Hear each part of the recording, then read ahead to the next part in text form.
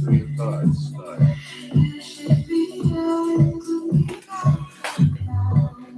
Welcome to the live. Welcome to the live. Don't count yourself out. Welcome to the live. Welcome to the live.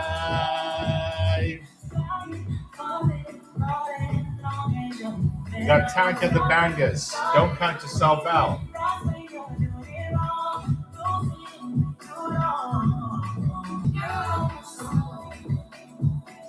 Come on in.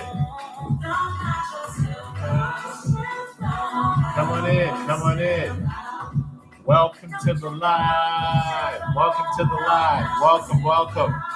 Don't count yourself out. In the background, we've got Tank and the Bangers. Don't count yourself out. Happy Friday.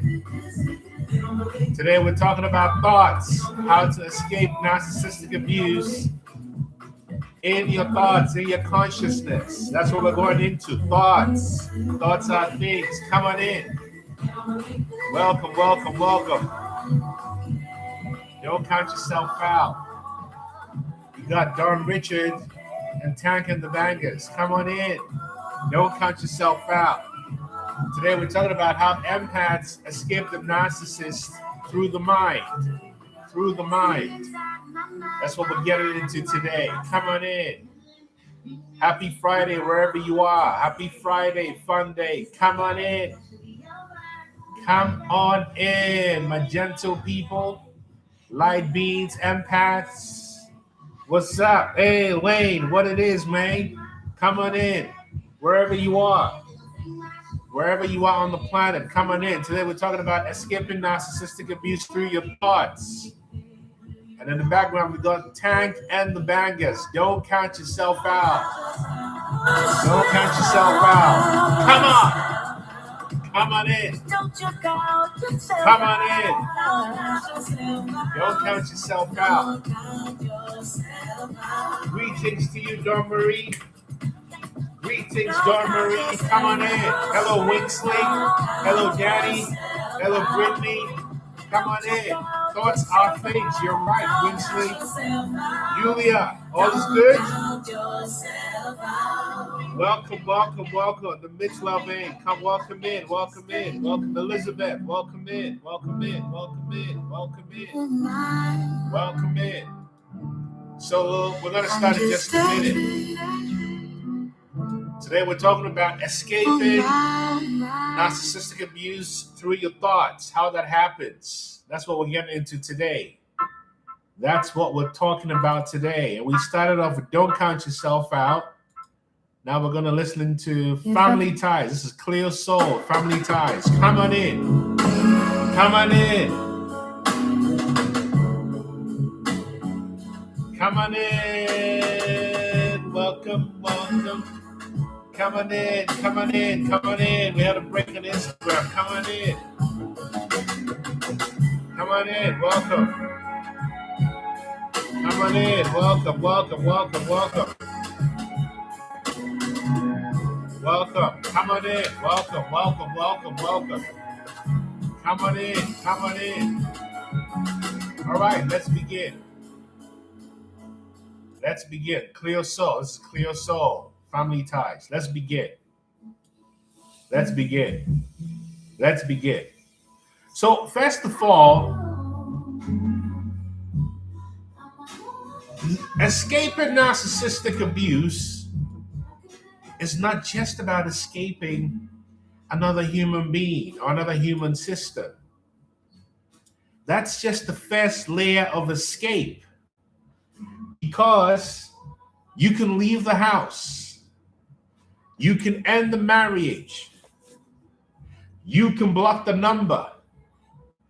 You can stop checking the social media. You can move across the country even if you like. And yet every morning, you can still wake up inside the narcissist's reality.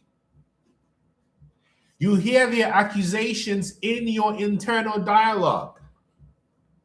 You anticipate their reactions when making decisions they will never know about. Come on, who am I talking to? You defend yourself against conversations that are no longer happening. You question perceptions that are no longer here for dispute.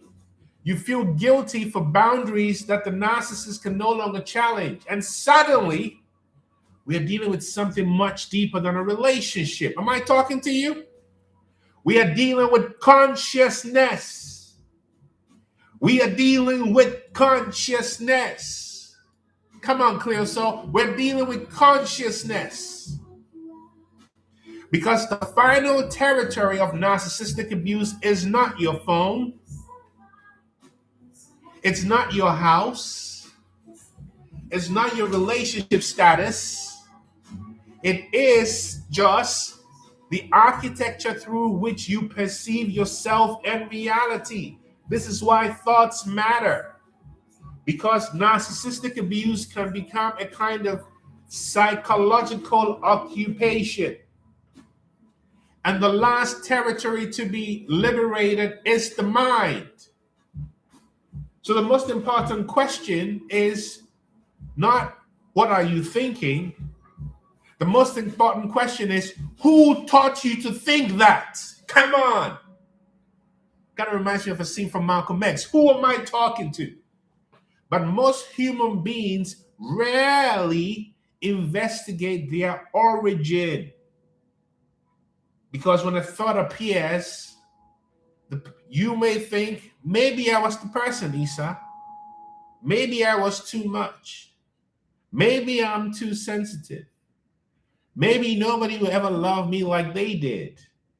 Or maybe this is my twin flame. Or maybe I should give them one final opportunity. And because the thought occurs inside your consciousness, Dawn Marie, you assume it belongs to you. But does it? Where does it come from? Childhood? Conditioning?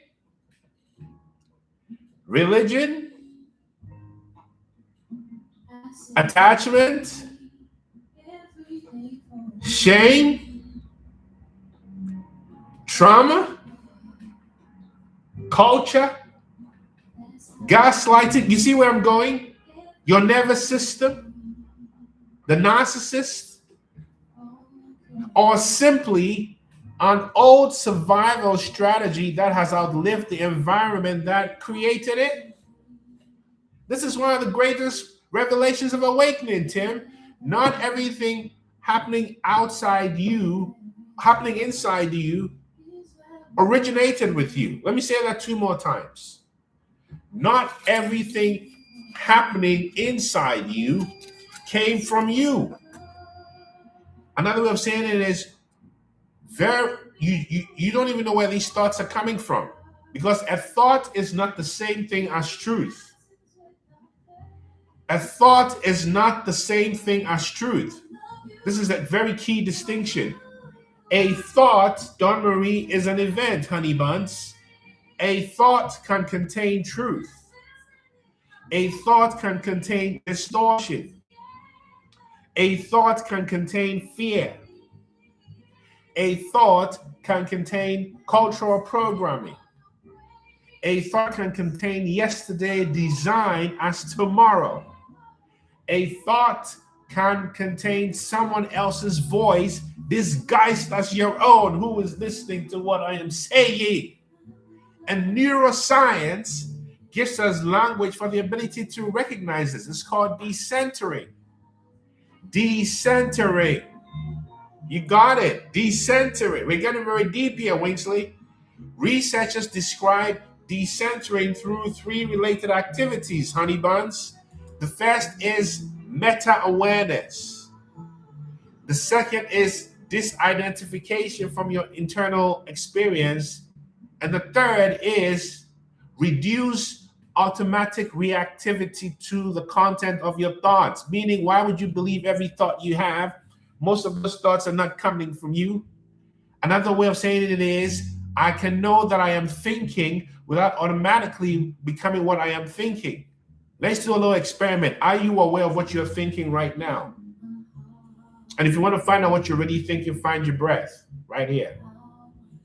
the area between your upper lip and your nostrils. So just be aware. What am I thinking? Where did it come from? Do you see? So this is the central mechanism of spiritual freedom, meaning that when you have a thought that says something like, I am unlovable,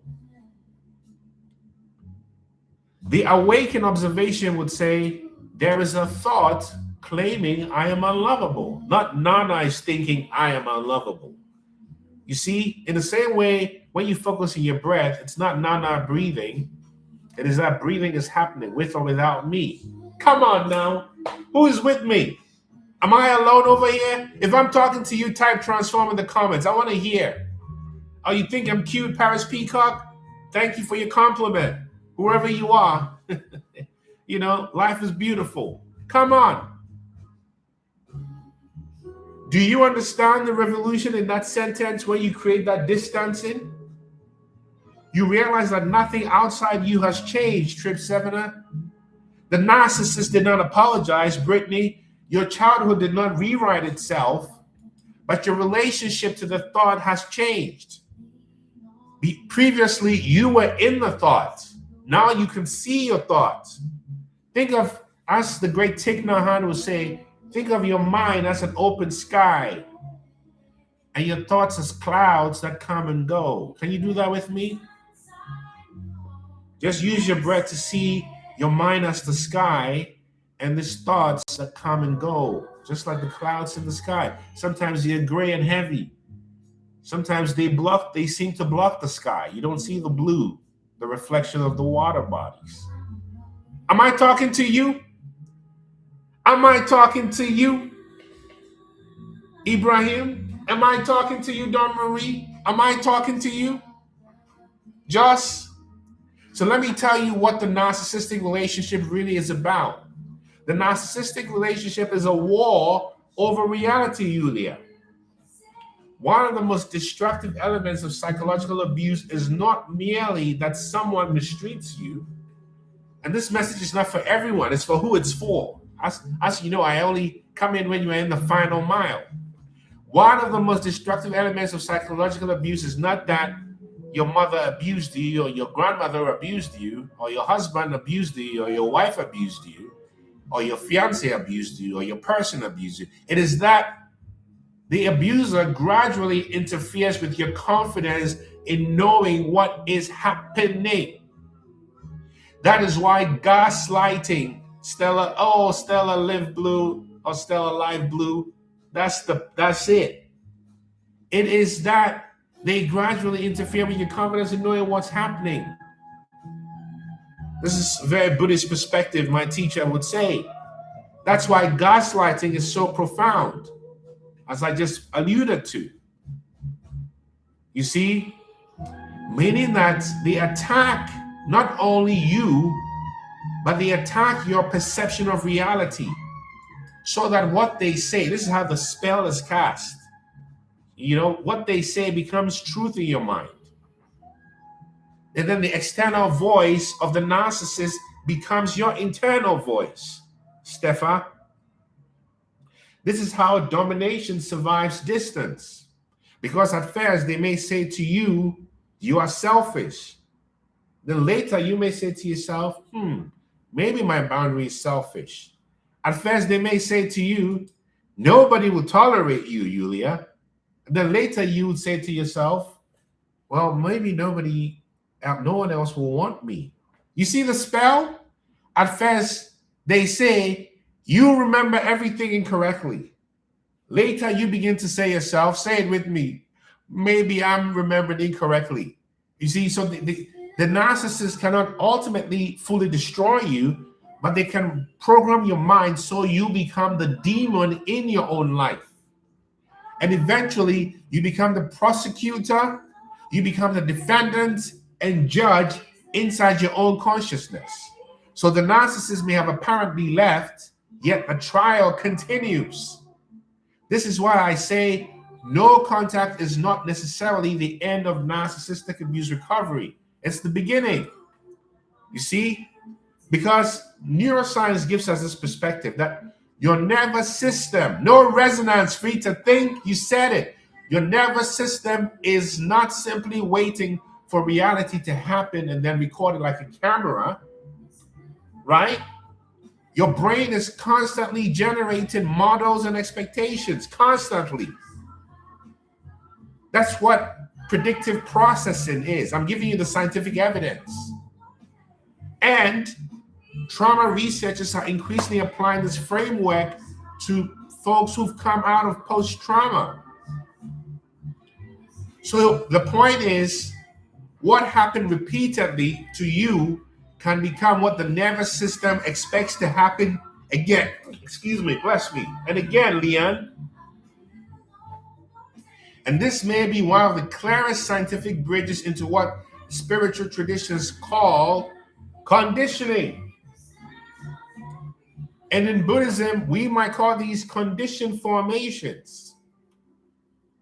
You know, this principle is known in Buddhism as dependent origination, paticca samuppada, meaning that when this exists, this condition exists, then it makes this other condition possible. So when the conditions change, you change the phenomena, meaning if you change your reality today in the present, it changes the past. It's all oscillatory. Come on, I'm giving you the magic. Who am I talking to? So consider narcissistic conditioning through dependent origination, what I just described to you. Meaning, for example, dependent origination. A message arrives, that's contact. Then you have a feeling, ooh, the narcissist contacted me. And it might be pleasant, unpleasant, or neutral. Then it activates a memory, so your craving appears, or you need reassurance, or you need them to understand you. And then you actualize becoming as the rejected one. And suddenly an entire identity has been reconstructed just from that one message. This is why mindfulness is revolutionary. Mindfulness can intervene before a thought becomes an identity. Come on, who am I talking to? Mindfulness can intervene before a thought becomes an identity.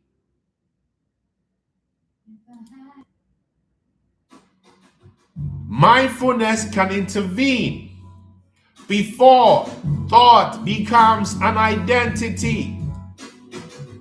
Family ties, clear soul. Mindfulness can intervene before a thought becomes identity. Who am I talking to?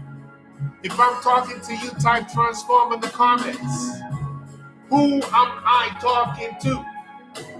Who is this crazy man in Seattle, this natty dread talking to? Who am I talking to? Where are you? Whip them, left and right, whip them. Who am I talking to? Who am I talking to? Huh? Come on.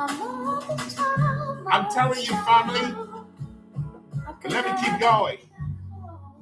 Let me keep going. Let me keep going. Young Kosu, you see, mindfulness interrupts your usual thought pattern, Leon, Dawn Marie.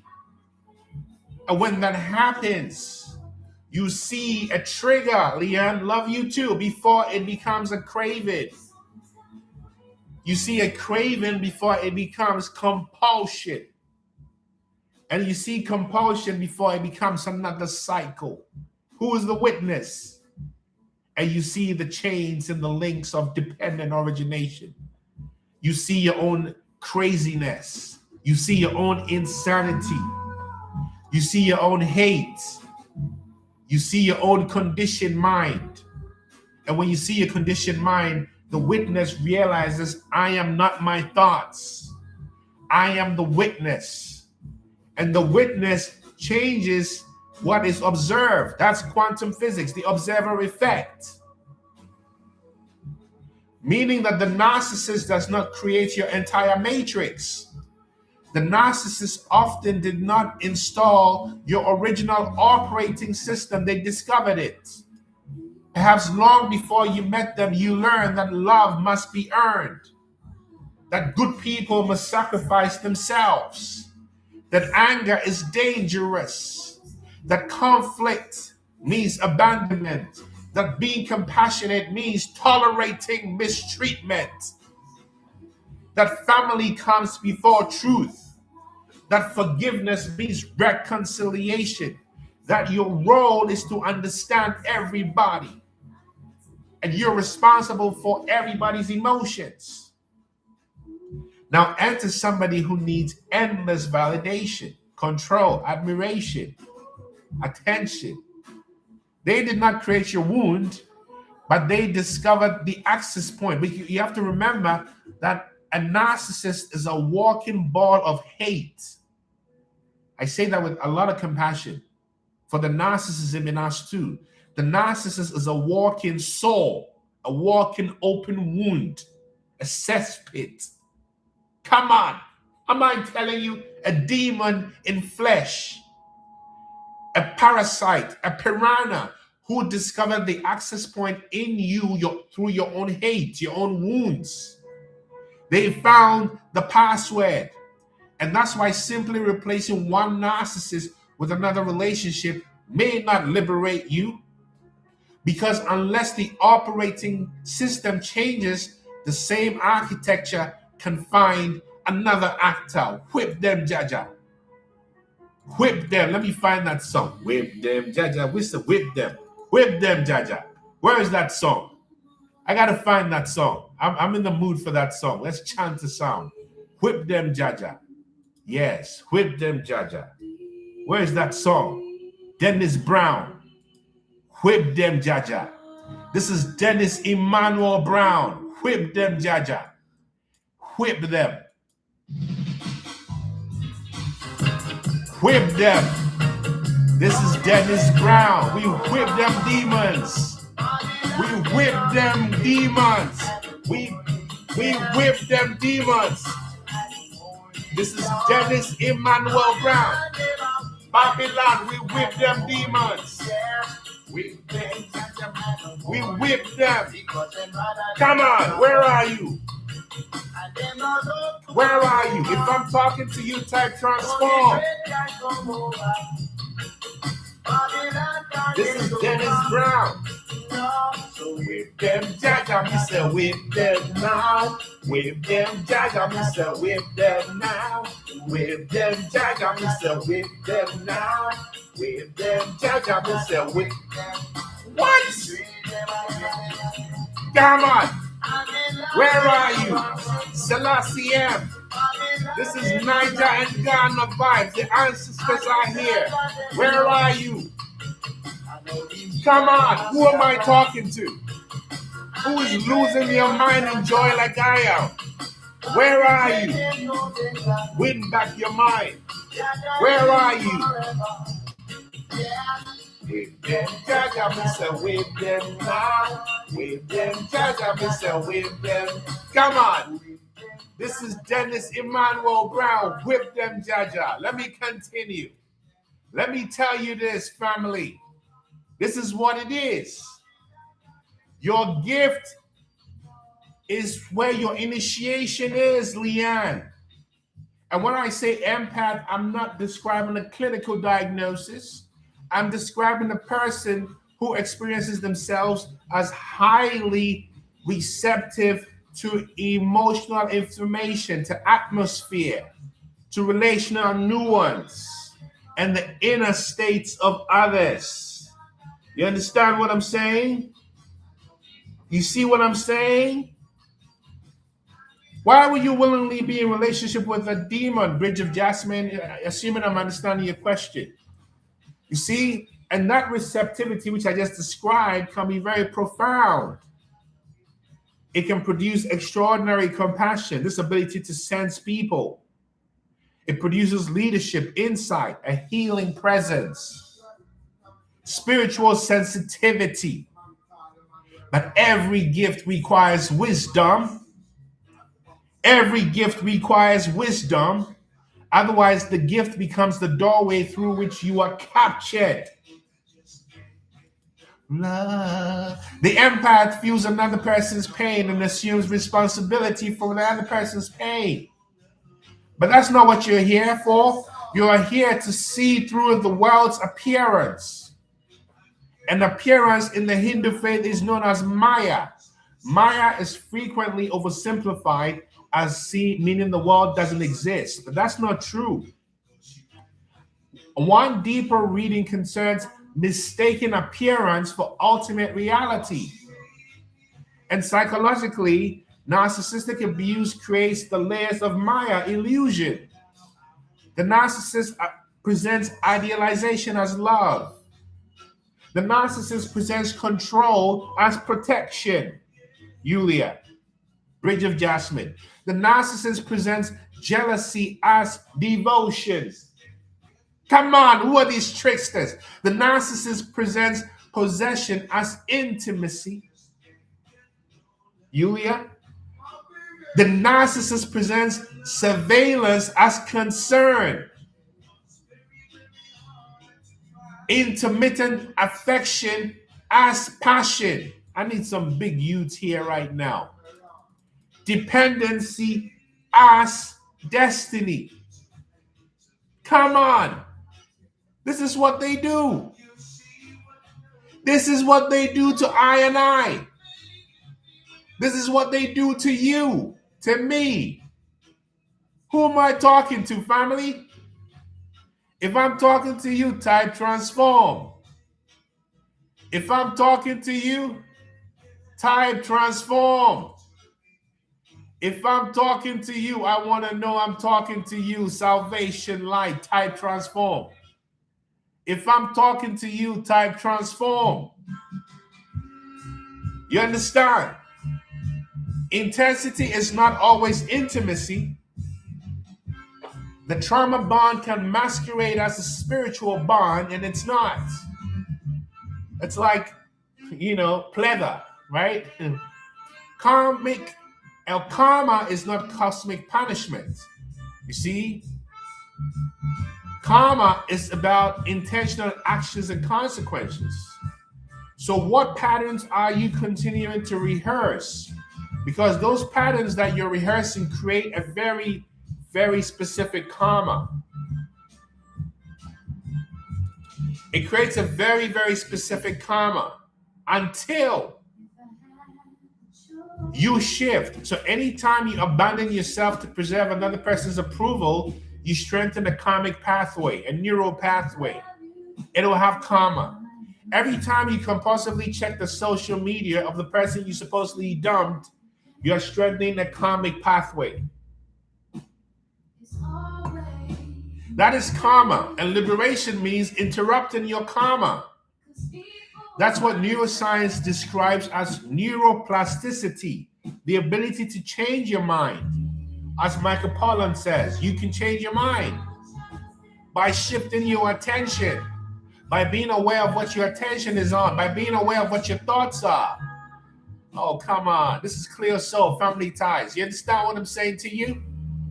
This is what it's about. Because the final narcissistic video you need to be maybe the one you... Come on. I can't even speak anymore. It's all in your mind. At some point, you have to change. Not why did the narcissist do that, but what still activates me? Why am I triggerable? Not will the narcissist regret losing me, but why do I require their regret? Not are they treating the new supply better, but why am I still looking? Not did they ever love me, right? No, but what is love to me now?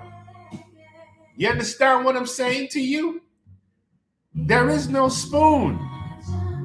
There is no spoon. You are the spoon. There's nothing outside you. Everything you want to change outside must first be changed within. So if you want the world to treat you differently, you must change your mind by changing your attention, by becoming mindful, by becoming aware of where the thoughts come from, by questioning your thoughts.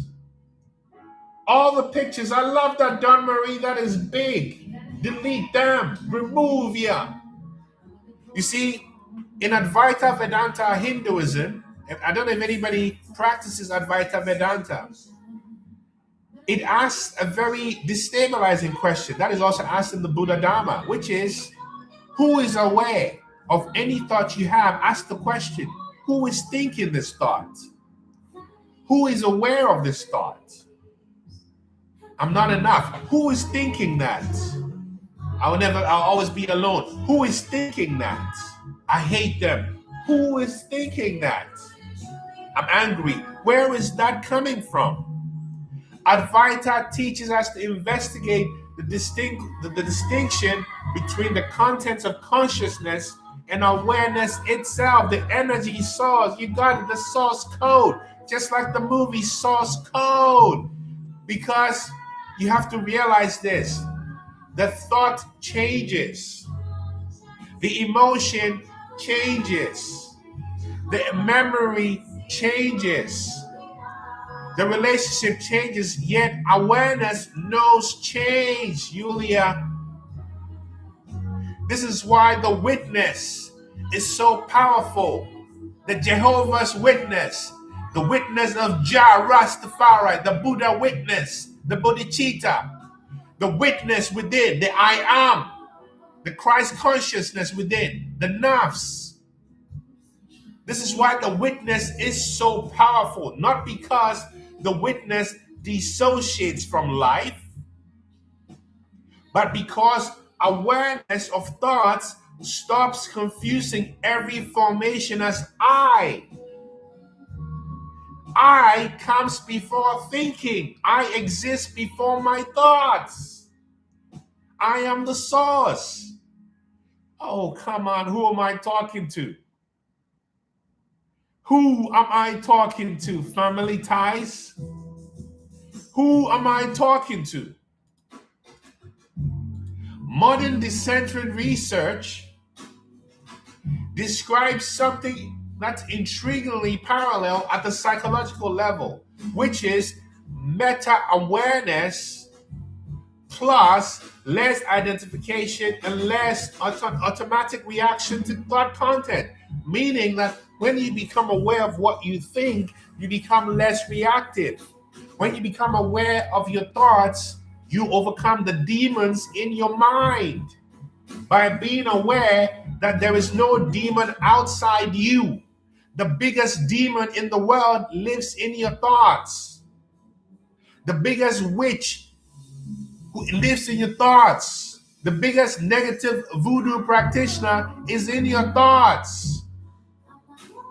The biggest narcissist is in your thoughts.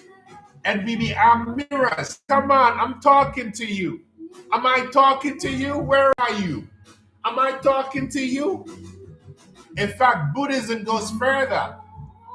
Buddhism does not merely say, observe your thoughts. It asks, can any thought be called a permanent self? Can you legitimately call your thoughts a permanent self? How can you? You cannot. If you were born in Germany, consider rather than being born in Germany, you were born in the United States. Would you be the same person? No. If you were born in Kenya instead of New Zealand, would you be the same person? No. No. The thought arises because conditions support it. It remains briefly, it changes, and it disappears because all thoughts are impermanent. And because it cannot be possessed as an unchanging essence, anatta, that's what it is. So now imagine applying this to narcissistic conditioning. When a thought appears, I am difficult, you can say, that's not me. I am too much, that's not me. That's like that Shaggy song, it wasn't me. I am damaged, it wasn't me. I will always attract narcissists, it wasn't me. I am an empath, therefore I must absorb other people's pain, it wasn't me. I gotta find that Shaggy song. It wasn't me. It wasn't me. It wasn't me. It wasn't me. It wasn't me. You understand me? It wasn't me. It wasn't me. Who I think you are lousy. Who thought that thought? It wasn't me. It wasn't me. You suck. Who thought that thought? It wasn't me. It wasn't me. Come on, Shaggy. Woo! It wasn't me. It wasn't me. Come on. It wasn't me. I was not thinking that because I'm not the thinker. I am not the thinker. You understand me? Am I talking to you? I'm jesting to make a serious point. If your mind says you are not enough, it wasn't me. If your mind says you better stop your boundaries, it wasn't me. It wasn't me. It wasn't me. It wasn't me. Ah! It wasn't me. It wasn't me. It wasn't me. It was not. Woo! Come on. I'm having too much fun. This is the game. You are not the thinker. This is how you begin to get to the root of your conditioning. You understand? You're not required to be an empath forever in the way that you have defined empathy. You need boundaries. Do not absorb. Observe, but do not absorb. Do not assume you understand. Do not rescue. You love. Do not merge. You forgive. But you do not automatically reconcile. You're open, but you're not porous. That is wisdom with love, wisdom with compassion. The Buddha with Avalokiteshvara. Even the Christian mystics will tell you in the New Testament that transformation happens through the renewal of the mind. The renewal of the mind. When read spiritually, this is not merely replacing one sentence with a happier sentence. No, it is transformation in the architecture through which meaning is generated. That's how you do it. Am I talking to you? See, this is when you crack this code and you start to follow the roots of your thoughts and where your thoughts come from and the origin of your thoughts, and you become the observer of your thoughts. That is the beginning of your true victory. That's the beginning of your true victory. That's the beginning of your true, and remember, forgiveness as release, not reconciliation. Turn your hate into love. That's the key point. You understand? And you have to realize there's absolutely no one like you when you get to the point where you start to have a relationship with the observer that observes your thoughts. That's what it's about, family. This is what it's about. It's about the observer observing thoughts. This is what it's about. This is what it's about. Always know the source of your thinking. Do not be too enamored with your thoughts. See it, see it, see it, see it, see it, see it. And that's what mindfulness does. It interrupts the matrix of illusions, the matrix of control, the matrix of your trauma. You understand? So that's the message. Book a free session with me at innermileage.com. You can also join my upcoming Escaping Narcissistic Abuse Masterclass from November 13th to 15th. Enroll today. There's no one like you. Come on, Clear Soul, sing it. Come on. There's no one like you. There's no one like you. Thank you so much. Thank you so much. There's no one like you. Yes, Leanna, what happened? Retreat soon. Stay tuned. There's no one like you. Thank you. Thank you. Thank you. Thank you. May you always be abundant. May I always be abundant. This is what it is. A meditation. Who wants a meditation before we wrap up? A moment of mindfulness.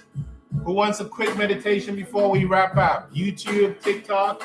Okay, we'll do a quick meditation. Let's do a quick meditation. Let's do a short meditation. Wherever you are, wherever you are, wherever you are. I'll kick us off by ringing the bell once and end by ringing the bell 3 times. Yes?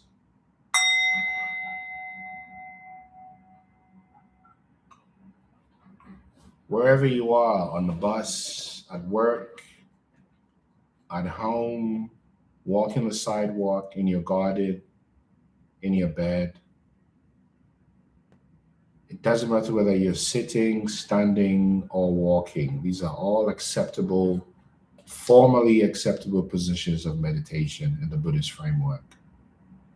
Allow yourself to arrive and say, I am here. Just this. This is my body. This is my body. These are my feet. I'm exactly where my feet are. Notice how your feet feel on the floor, on the cushion, under your body, in your shoes, and your high heels, and your flip-flops.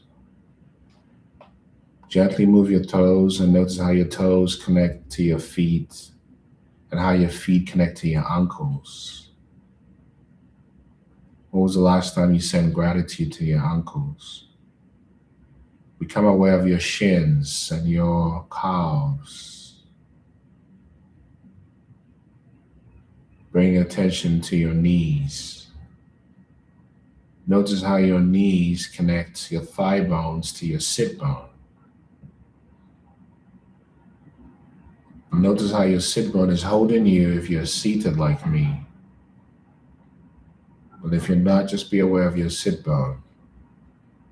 Also become aware of your spine, aware that your spine is erect, even if you're laying down. Bring your attention to your abdomen or your belly button. Release the tension and notice your belly rising and falling with each breath. Notice your abdomen rising and falling. I'll wait here. Release all that tension. Bring your attention to your heart space. Notice your heart rising and falling in syncopation with your abdomen. Breathe, breathe, breathe. Relax your shoulders. Relax your arms. Relax your fingers. Bring your attention to your throat center. You may suddenly become aware of saliva. Bring your attention to your neck. Be aware of how your neck holds your head. Relax your jaw, separate your teeth. Relax your cheekbones. Relax your eyes. Relax your eyebrows. Relax your ears. Relax your forehead. Relax the top of your head. Mindfulness of the body. Now bring your attention to the area between your upper lip and your nostrils, being aware breathing is happening. And noticing your belly button and your heart rising and falling with each breath. Now bring your attention to your mind and notice what thoughts you're having. Observe, but do not absorb. And see if you can use your breathing to catch the wave of thoughts as they rise and fall. With each breath, or you can use sound.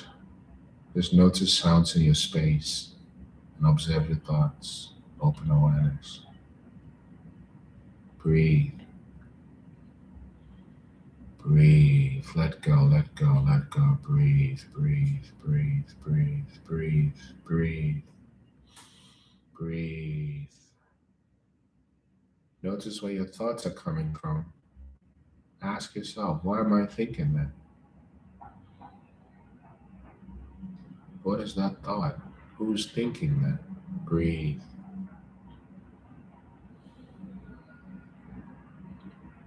Relax your shoulders, relax your shoulders, relax your shoulders, relax your body. Alert but relaxed. For the final scan, become aware of how you're feeling in your heart. How am I feeling? And also become aware of sensations you're feeling on your body. It could be pain, it could be pleasure, it could be heat, it could be itchiness. Just notice it all. And see if you can connect the sensations on your body to the rising and falling of each thought in your mind, if that's accessible to you. Breathe. And as we come to the end of this meditation, be aware of what you're thinking and from where it's coming from. And ask, who is thinking? Who is the thinker?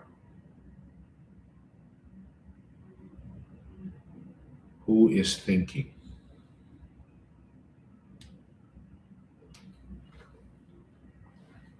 Breathe.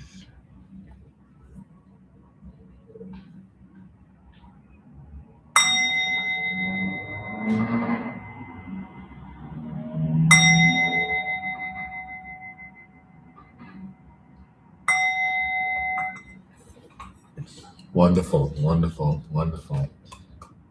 Thank you. Thank you. Hopefully that was a good reset for your day. As you carry on with your day, remember to come back to the thoughts. Who is thinking? Why am I thinking what I'm thinking? From where do these thoughts arise? Who is the thinker? How is this thought making me feel? It's all within. And remember, if you want to go deeper into your own context, hey Elizabeth, you can book a free session with me at innermileage.com, or you can join my upcoming masterclass, Escaping Narcissistic Abuse, again at innermileage.com. And that class is in November, but you can sign up today. It'll be a weekend jam-packed with power. Remember, there's no one like you. You see? There's no one like you. Thank you so much for being here, yes? Thank you so much. I'm so grateful for you. I'm sending you good vibes and happiness. And we're signing off with this tune from Cleo Soul, Family Ties. Woo!